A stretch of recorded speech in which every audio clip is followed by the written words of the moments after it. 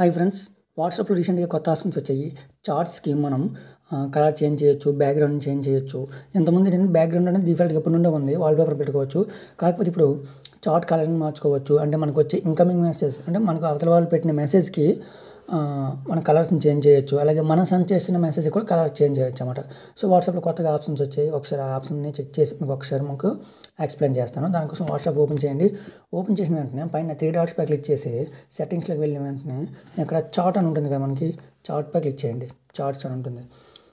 ఇక్కడ చూడండి, default chart theme అని ఉంటుంది కదా, అది కొత్త ఆప్షన్. అందులో కొత్తగా ఆప్షన్స్ వచ్చాయన్నమాట. చూద్దాం.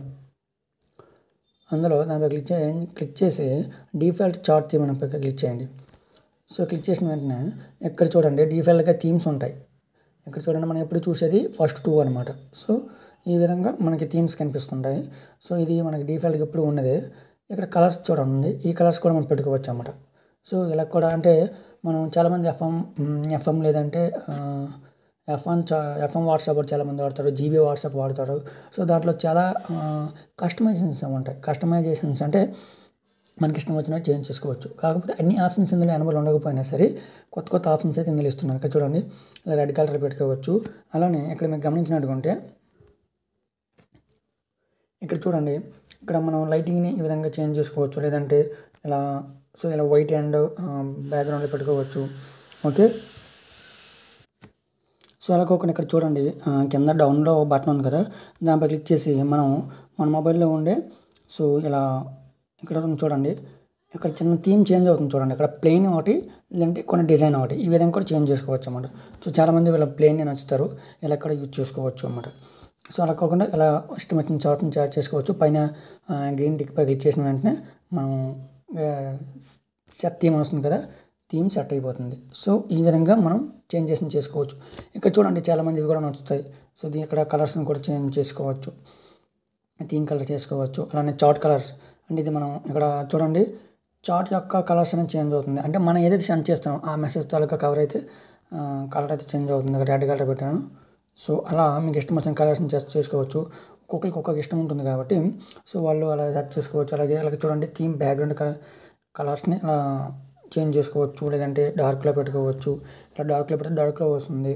ఈ విధంగా చేంజ్ చేసుకోవచ్చు అన్నమాట. నెక్స్ట్ ఇంకోటి ఉంటుంది చూడండి, ఇక్కడ చార్ట్ కలర్ అన్నమాట. చార్ట్ ఏ కలర్లో ఉన్నాయంటే ఇది సెలెక్ట్ చేసుకున్నాం. రెడ్ అంటే రెడ్లో వస్తుంది, అంటే మనం సెండ్ చేసిన మెసేజ్లు. అలా కాకుండా ఇంకోటి ఉంటుంది చూడండి, ఇక్కడ వాల్పేపర్ అని ఉంచండి. వాల్పేపర్కి ఇచ్చేసిన వెంటనే మనకి ఇష్టం వచ్చిన వాల్పేపర్ని పెట్టుకోవచ్చు. కొత్త స్టైల్స్ చాలా వచ్చాయి. ఇక్కడ చూడండి, వాల్పేపర్ డల్ అయింది కదా, సో ఇలా పెట్టుకోవచ్చు.